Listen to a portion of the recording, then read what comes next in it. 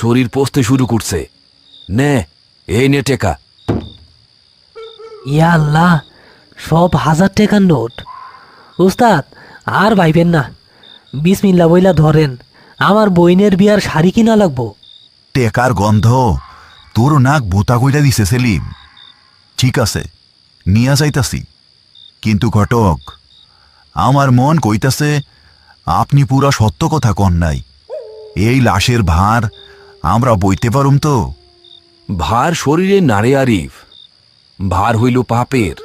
তোরা যদি নিয়ম মানস, কিচ্ছু হইব না। 2টা কথা মনে রাখবি। 1, যা কিছুই শুনস বা দেখস, পিছনে তাকাবি না। আর 2, জান বাইর হইয়া গেলেও লাশ মাটিতে নামাবি না। যদি নামাস, তাইলে এই সকিনা তোদের সাথে তোদের বাড়িতে যাইব। আল্লাহ ভরসা। আয় সেলিম, কাজ লাগা। উস্তাদ, আপনি সামনে থাকেন, আমি জোয়ান মানুষ, পিছে থাকি।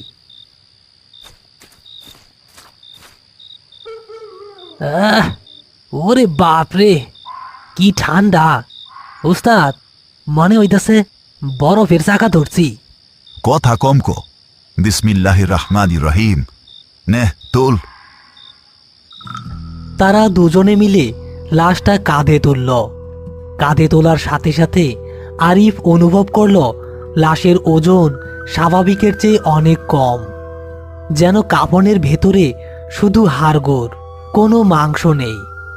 কিন্তু সেলিম পেছনের দিকে অদ্ভুত এক ভার অনুভব করল। হ্যাঁ হ্যাঁ, উস্তাদ, আপনি কইলেন ওজন কম, আমার দিকে তো মনে হইতেছে পাহাড় সমান ভারী। চুপ থাক, দম ধইরা হাট। আর